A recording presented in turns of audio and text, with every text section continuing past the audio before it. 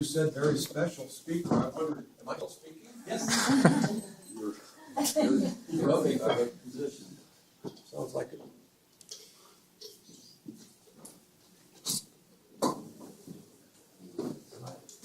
Wasn't that a nice kirtan?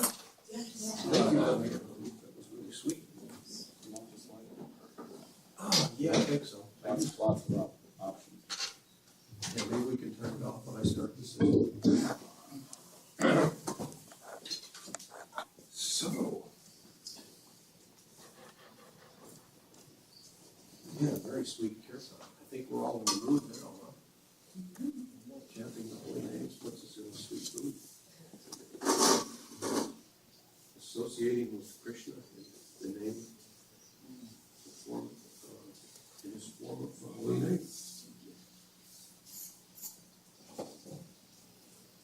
Okay, can everybody hear? Yes. Yes.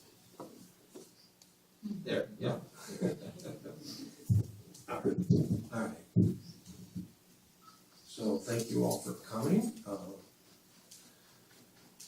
to Govinda's Tucson, Hare Krishna Temple. We're going to talk about something that we hear a lot about. A lot of people talk about independence. You know, we want to be independent. It's kind of like the nature of most people that we get to know, isn't it?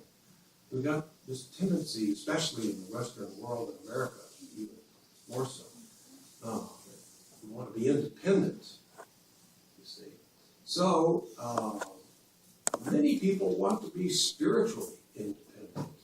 So, is this independence sometimes, this is my question for the day, is it sometimes really dependence in disguise?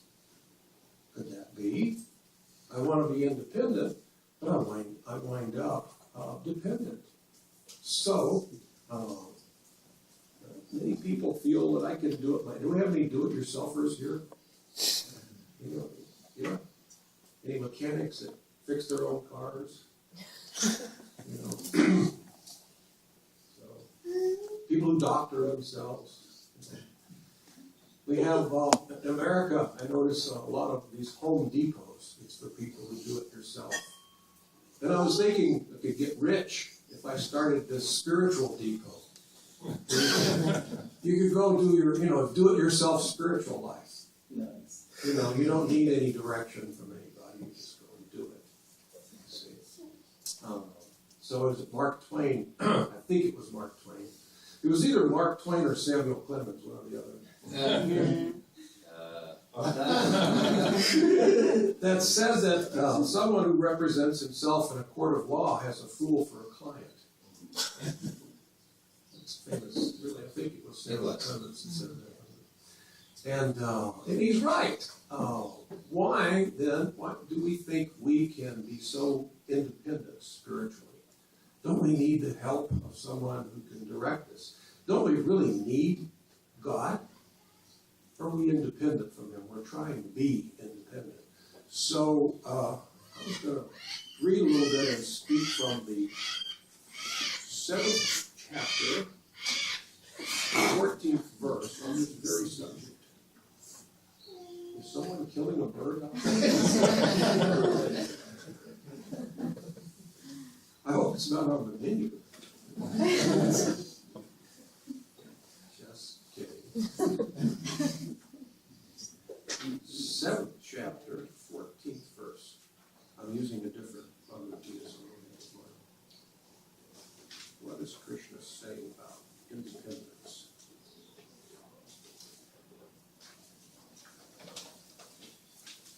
Text 14. I'll chant the Sanskrit first and then read the English translation. After that, stop at any time that you have a question or a comment. Okay? This is a lecture so much as a discussion. I want to hear what you have to say. All right, so please do. Krishna says, Gaidiyeshya gunamayi mama maya duratyaya mami vaye prabhadyate madhyam ekam tarantite, which is a Sanskrit way of saying, This divine energy of mine, consisting of the three modes of material nature, is difficult to overcome. But those who have surrendered unto me can easily cross beyond it. You see? So, I'm going to read Srila Prabhupada's purport, but let's see, what is Krishna saying here? This divine energy of mine, consisting of the three modes of material nature. What are these three modes of material nature? What's one of them, Sean? Goodness. Mode of goodness. Okay. What's the other one? Mode of passion. Okay. And the third one. What's the third one? Ignorance. Exactly.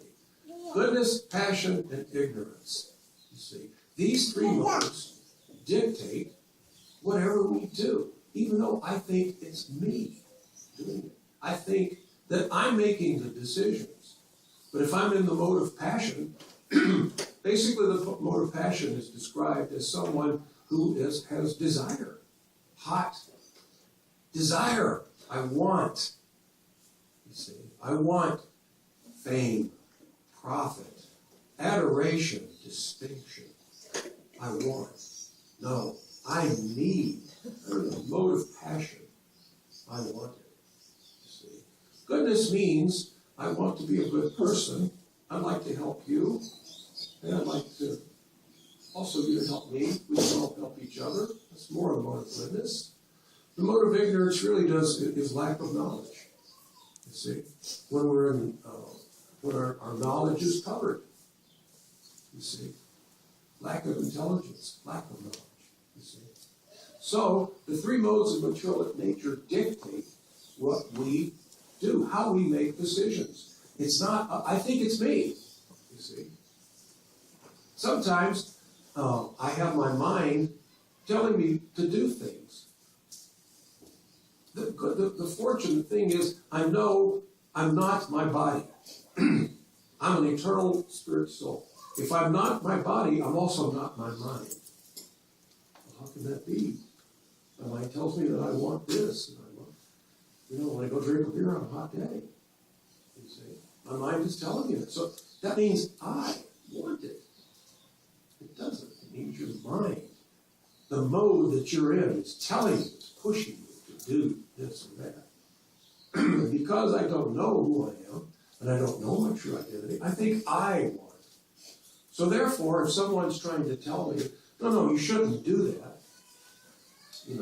that's not good for you, or it could cause you some difficulty, I think, well, I'm independent from you. You see, I'm making my own decisions here. But I'm not. I'm really dependent on the modes of material nature. You see, we're dependent. Tucson's not undifferent from any other place. Who fixes the roads here in Tucson? The government. If the roads were fixed, who would fix it? The government. We're dependent on the government to fix the roads. We're dependent on the government to protect us from an attack, or, you see, we're dependent on the economy.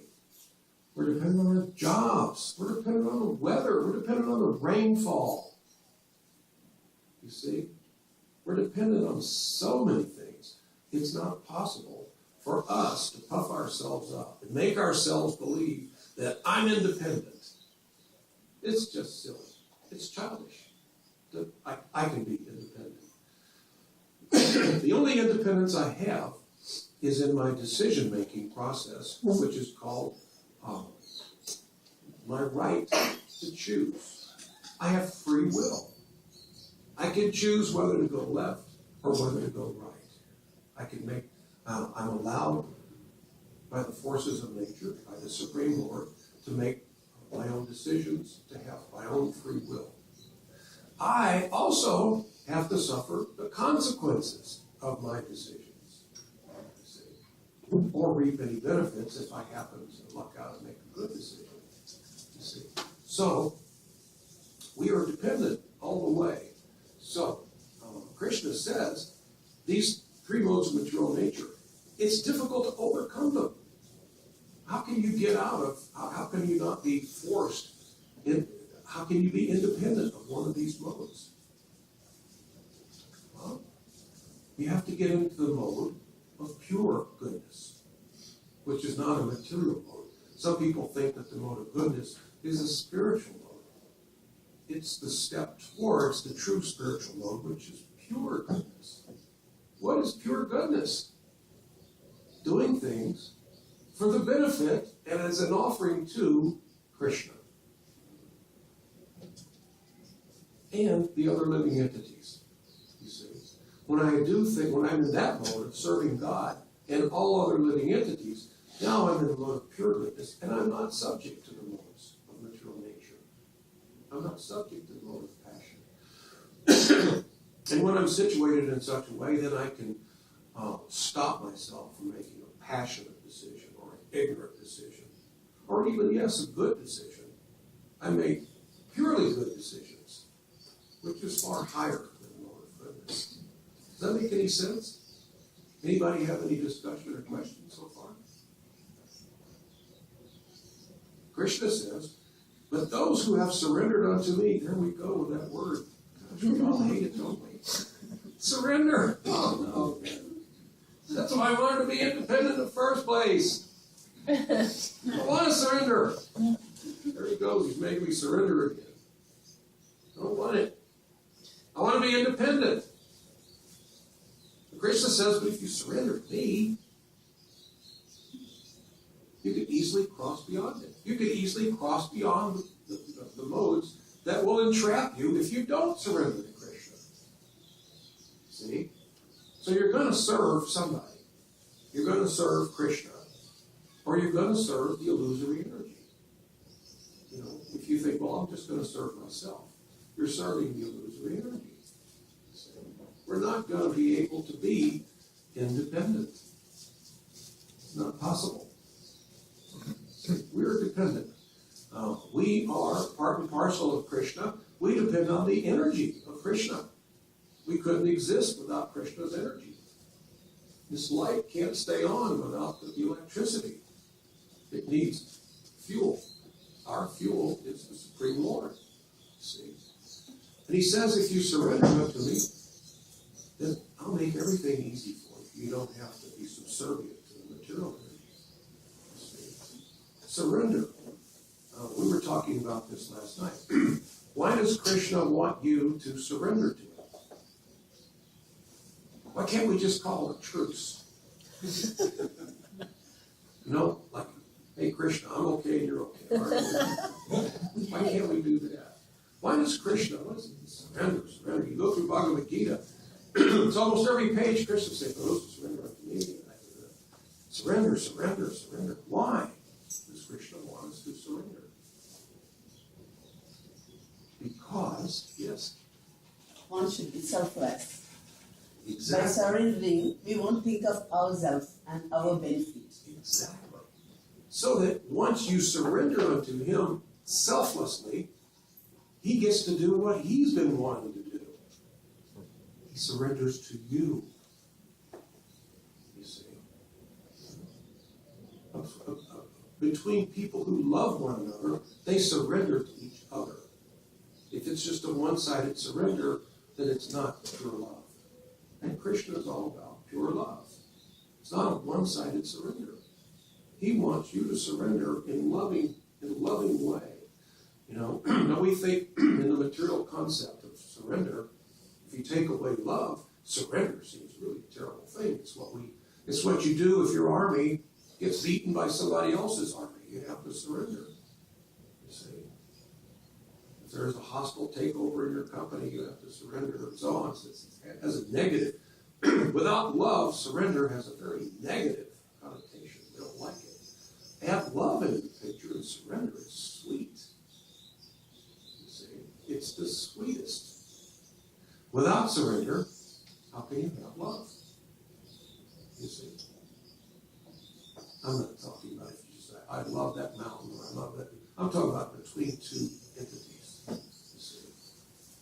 One serves one and one serves the other. Krishna is always serving us. He's just asking, hey, remember me. Remember our relationship.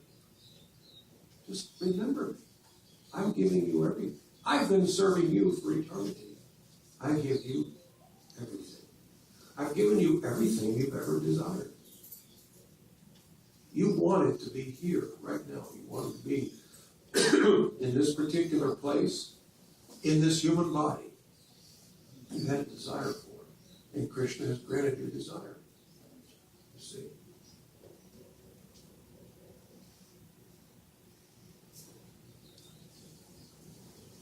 So, Krishna says, let's be reciprocal. I've served you always. I've given you everything. Anything that you can see or even anything you can imagine is supplied by the Supreme Lord. You see, we've been babied and spoiled by Him forever. So, let's return to Him. Let's put Him in the center and do some service. Srila Prabhupada says in the purport, the Supreme Personality of Godhead has innumerable energies, and all these energies are divine. Although the living entities are part of His energies and are therefore divine due to contact with material energy, their original superior power is covered. You see, you are godlike. You're part and parcel of Krishna. You see, if you analyze, do a chemical analysis on you, the soul, and on Krishna, you find it's exactly the same. It's the same DNA. You see. So the difference is when Krishna comes in contact with material energy, he doesn't become illusioned. When we come in contact with material energy, we become illusioned. So we're under illusion. We're making the mistake that I am this body. You see, I'm forgetting that I'm spirit soul. I forget that I am eternal. So therefore, if I'm this human body, my word, I have so many worries. What if this happens? What if I catch a disease? What if I die? What if I get hit by a car? What if? You see, I have so many worries by the misidentification that I am this body. But when I properly identify myself as an eternal spirit soul, I don't have to worry about death, disease, old age. You see? Of course I could die. I will die. I've already have to deal with old age. You see? But it's not affecting me. When I have to give this body up, Krishna will give me another one. And whatever body he gives me, I just hope he keeps me as his servant. I'm an eternal servant of Krishna. I always have been, and I always will be. So whatever. If he says, I want you to come back home, back to Goloka Vrindavan, then no, that's very good. If he says, I want you to stay here and do this work, oh, that's very good. I've got all the time in the world. I'm eternal. You see? When we can identify with that, it takes a big weight off of our shoulders. It also helps us when we lose a loved one. We lose a loved one. We realize, I'm an eternal living entity, so are you. It's like when we lose someone close to you, it's saying, my dear one, I'll see you later. It's not like, oh no, you're gone forever. The body's gone forever. But you and I are linked together. All of us are what they call soulmates. They make a big deal out of this. I want to find my soulmate. Many people are looking all over for their soulmate. Well, you're surrounded by soulmates. We're all soulmates. We're all eternal living entities. And we've all served the Supreme Lord for eternity, except for this brief stint we're doing in the material world now. You see. So we're all soulmates. Every living entity is your soulmate. Anything that has life is akin to you. You see. And we know each other. We were together for eternity. So I think so. We've had a long time to get acquainted. But for a brief period of time, we've been in this material world thinking we're a dog or a tree, or sometimes we think we're a chicken. Sometimes we think we're a human being. You see.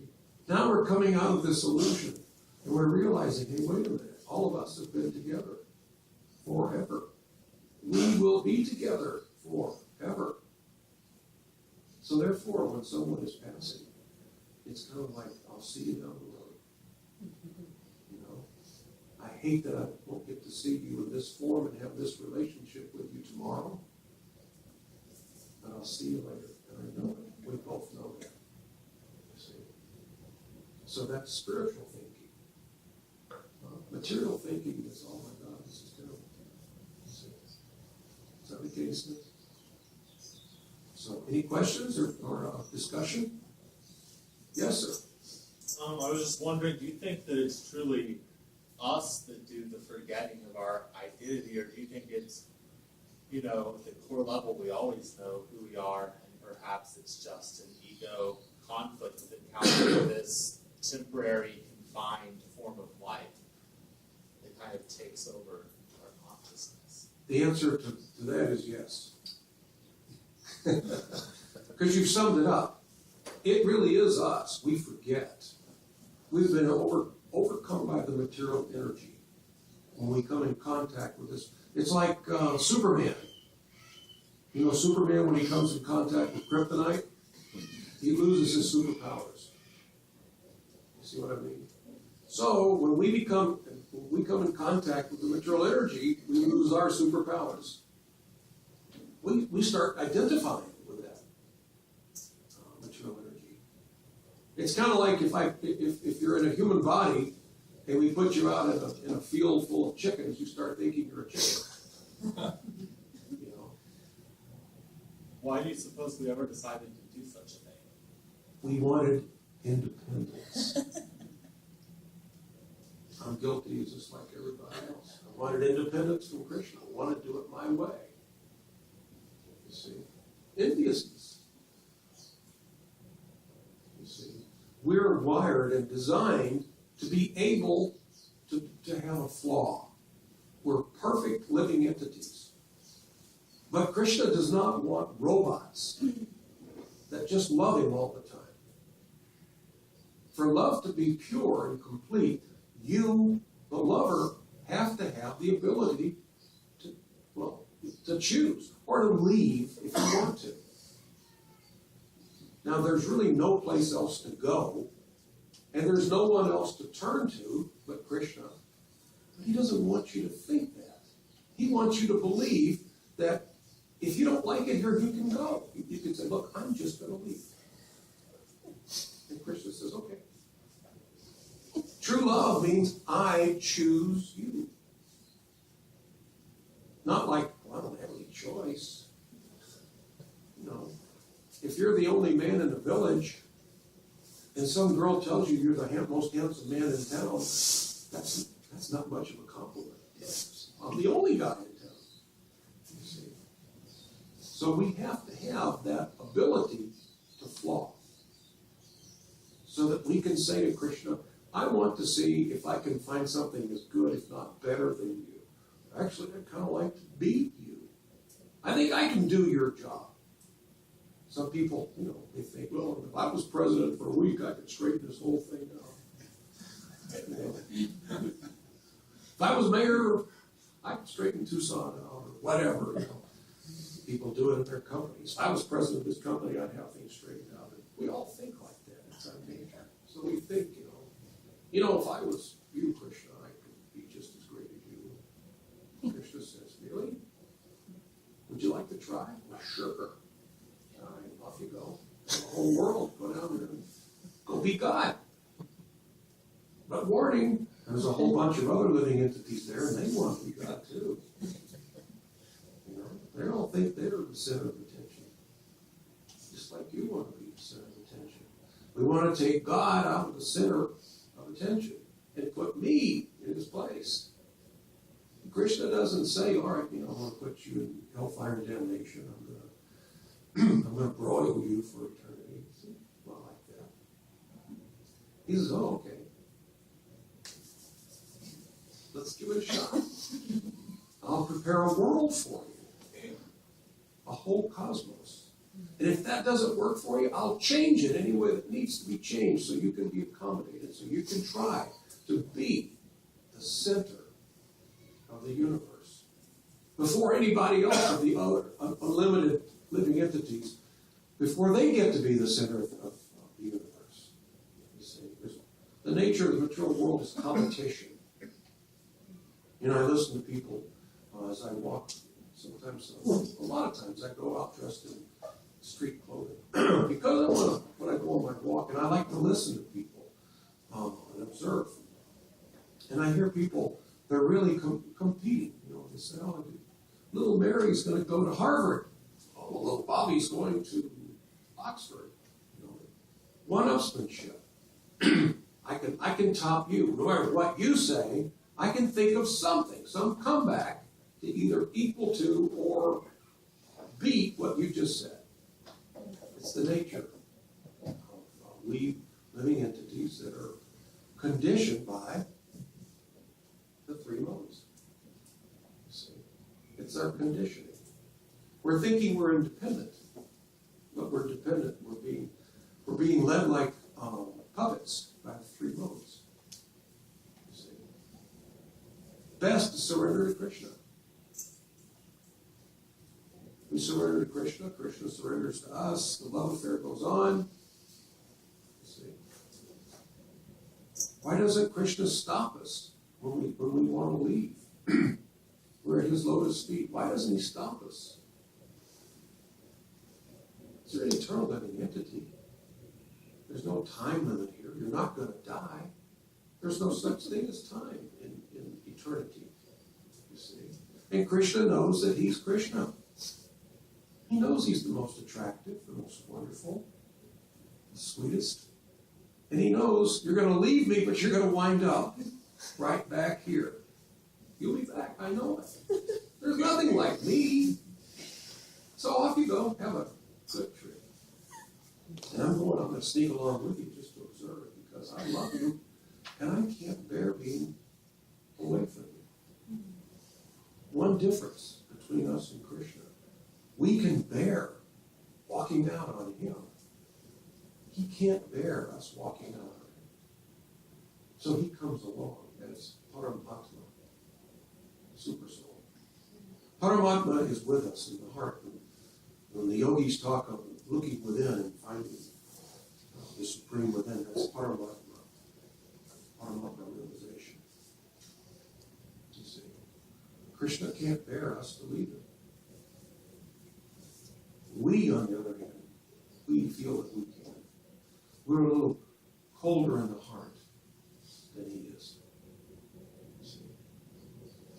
Does that make any sense? Anything else? Good question. It always takes bravery to ask a question in front of a group. You know, so many nice, spiritually minded people here. It takes courage, you know. Makes for good discussion, too. Anybody else? Yes, Sean.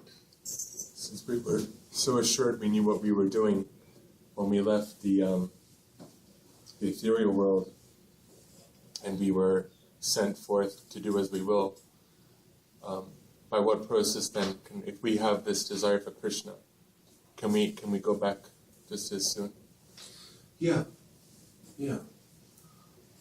What is it that governs our decisions more than anything at all? Anything and everything. Lust.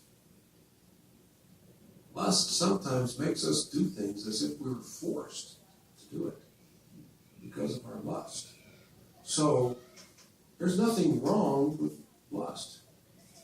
There is spiritual lust. Spiritual lust is when we lust to serve Krishna. We lust to please Krishna. And we lust to please Krishna's devotees, the other living entities. Anusilya is the Sanskrit word for that. It's pure. I'm lusty to please Krishna. When I turn that on myself, and I'm lusting to please myself, now I'm going the opposite way away from Krishna, you see. So it's brought me here. It's got me into this material world. And my lust has been beating me up for millions and billions of births. So all I have to do is turn around. Turn my lust to serving Krishna and Guru. And the assembled devotees and all living entities. And now, suddenly, I'm free. And now, I'm independent of the material nature. I'm back dependent on Krishna. My love for him and his love for me. You see. All I have to do is change the object of my lust. My lust isn't going to go anywhere. It's going to stay. My burning desire will always be there. But when I make Krishna the object, and his pleasure, the object of my lust, and serving all living entities, when that's the object of my lust, then I'm free. I'm independent from the pains of material existence. So, all right, we've run out of time. Thank you all so very much.